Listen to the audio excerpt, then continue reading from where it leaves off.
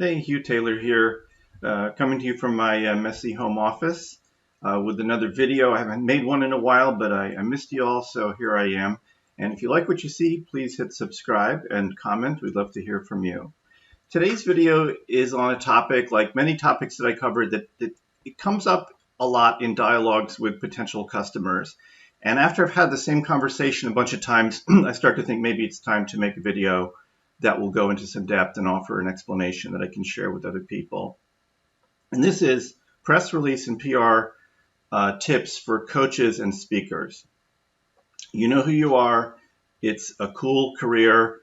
Public relations can be part of it, but it's different from sort of the run-of-the-mill small business or entrepreneurial public relations, so it really needs its own focus. So I want to tell you 3 things you need to know, plus a bunch of little extras.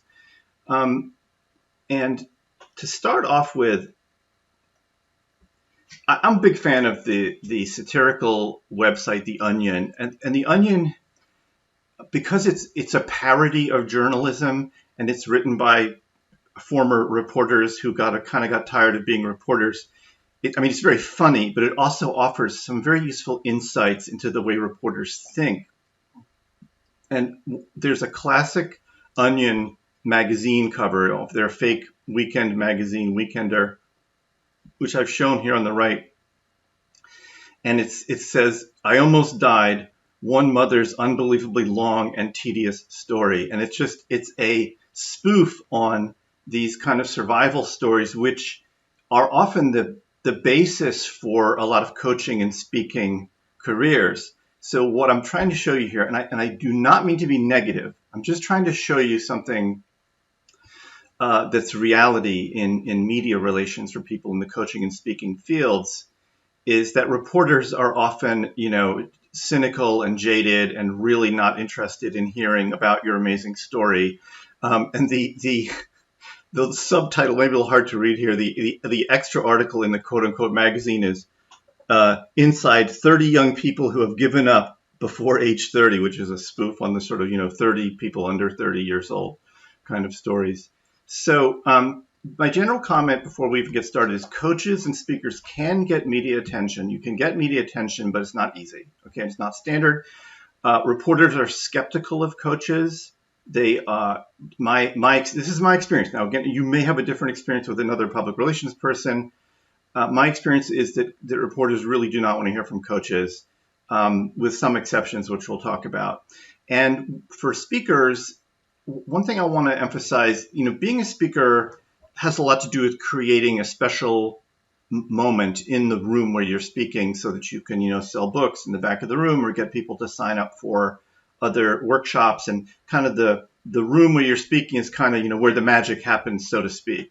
And that's great. And I've seen some amazing speakers who can really get the audience going. It's really interesting. The press is not where the magic happens. It's the opposite. Reporters are all about bursting people's bubbles and bad news. So if you're expecting the press to be into your magic, you're going to be probably pretty disappointed.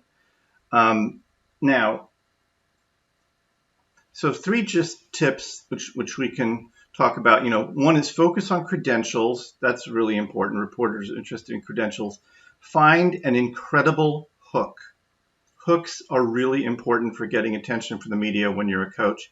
And be proactive, be smartly proactive. There are a number of ways that you can find reporters who are looking for you. It does happen and it's very effective, but you have to do a certain amount of work and be smart about it. So number 1, focus on credentials.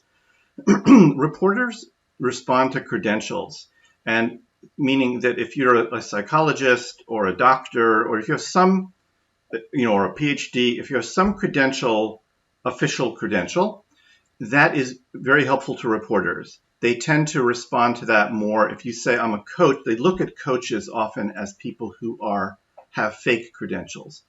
And so they don't want to hear about it. They're like, okay, if you have a PhD in psychology, I'll talk to you. If you're just a coach who does life coaching, I don't want to hear about it. And so, because the opposite is also true, if you have low credibility credentials, and again, this isn't meant as a criticism, I'm just trying to provide the way reporters see this, that being a certified life coach, for example, to them is like a fake credential. And if anything, that's like an invitation for them to be like nasty to you. So just be careful about that and don't rely on that. Now, if you don't have a credential, you can still present yourself, but what you might need is something to offer, like data. So for example, if you don't have credentials, but you do a study and you have like here's a study, 4 out of 5 dentists recommend sugarless gum or something, reporters will often grab onto that. And I'll show you an example of what I'm talking about. The Huffington Post has a section called Life. And the Life section is an area where I've seen, in this case, HuffPost, a major website, quote coaches and people like that and speakers and people like that who have something to say, because these articles are often about, things you can do to help your health. So in his case, I wanted to show you some things that are going on here. So this is an article about taking supplements. So here's a data citation, 57% of the people over 10 take a supplement. But I also want to show you the kind of people they're quoting in this article. So they're quoting Mindy Haar, Assistant Dean of New York Institute of Technology School of Health. So that's a credential. She's the Assistant Dean of a school, right? So that's the kind of thing that reporters are looking for. Now, to get back to this, the second tip is find an incredible hook. A hook is something that's interesting, that catches the reporter's attention, hooks the reporter's attention like a fish hook, which in turn will hook their audience. And a simple way to think about it, the hook is like the interesting headline that makes you want to read an article. What's your headline that makes people want to read the article, which makes the reporter interested in you? And it's probably not your coaching curriculum. If your coaching curriculum or speaking topics are like, 5 ways to improve your love life, that's probably not going to be interesting to a reporter. The trick is to find the hook in that material. So it would be something like, the number one mistake that smart women make in dating, or something that's more, I'd want to read that. And then that's what drives the story, and you're the source. You're the source of the story, but it's really not about you. It's about your idea. Now you get to be promoted in the process. Now in this, your personality and on-air presence matters. And I encourage people to create some video of themselves. This is less of an issue today than it used to be. People have videos of themselves.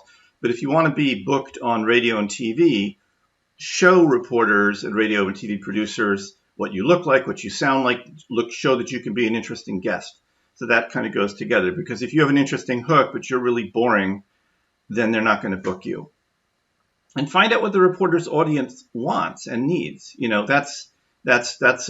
then build your hook around that. So, if there are, for example, a lot of reporters who write about dating and relationships. So that, if you can find those reporters and you know what their audience is interested in, then you can try and find that interesting story that only you can tell, your hook. Now, when I say be proactive, I mean go out and look for opportunities to present yourself to the press. And what's cool is there are a couple of places where you can actually find reporters looking for you. This obviously makes things tremendously easier. Cold calling a reporter or sending an email to a reporter you don't know saying, hey, write about me, is a lot less effective than responding to a reporter who has put out the word that he or she is looking for a source. And so the biggest one is Help a Reporter, HARO, which is free, by the way. It's a free service. They send out an email every day or two. And what you'll see, this is what HARO looks like. It's an email, and it's requests. Each of these here. So, for example, in biotech and healthcare, they're looking for patients who had psoriasis, what it's like to take certain drugs. Some of these are pretty specialized, but here's business and finance. Here's an example. Looking for tiny house financing experts. Now, that's pretty esoteric, but if you're a coach or speaker who's in the tiny house field, this could be perfect. And so here they're saying this is the name of the reporter, the Mika Murray Credible blog, and they're searching for experts who can comment on tiny house financing. So if that's what you do, that's perfect.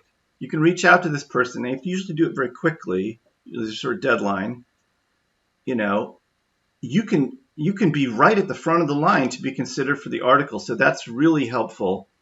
Another one that I've seen, which I cannot vouch for this, but it looks really interesting, is podcastguests.com. It's a website. I'll show you what their email looks like. They allow, it's free with a paid tier. You can present yourself to podcasters who are looking for guests. Because on the flip side of reporters don't want to hear from you is that a lot of venues really, really need guests. They need experts. They need sources. I mean, think about like radio. I mean, there's 10,000 radio stations on the air 24 hours a day. They have a lot of airtime to fill up, so they need people to be on the air. So that could be you. Also, consider contributed articles. This takes a lot of work, by the way, but it can be a way. There are publications that will accept articles written by outside people. And if you write the articles, you can then find the websites. It's a whole process. I don't personally do it. It's too labor intensive. But it is a way to get published and get attention for your topic.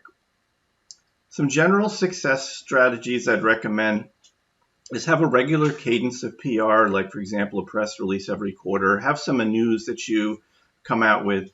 Build a localized media list. This can be helpful. Reporters often respond to events. So if you're saying, it's one thing to say to a reporter, hey, I'm really interesting, write about me, versus saying, I'm speaking on Wednesday at noon at the Ramada Inn, please come by, you can have free lunch and you can hear some interesting stuff.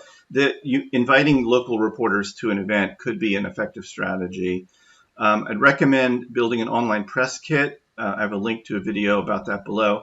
And then my final note is be sensitive to competitiveness. One thing that's happened in the world of public relations and media in the last 10 or 15 years is that the boundary line between journalism and basically coaching and speaking has blurred.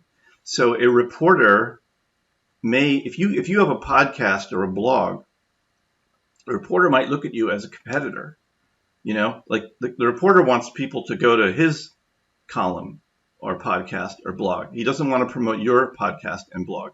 So this is true even at major media outlets. So this gets back to presenting. You may have a podcast, but your pitch should not be, "Hi, I'm a podcaster," because they might be like, "You know what? Congratulations, I don't want to hear from it. It's competitor." So just be sensitive to that. That's what I have to say about coaching and speaking. I have more information on this in my book, Stop Being Invisible. It's a free ebook. Check out the link below. It contains some examples of press release, templates and so forth, and some step-by-step guidance on PR strategies. And I invite you to download it and take a look. And we can help. Let's be in touch. I'd love to hear from you. commsfactory.net.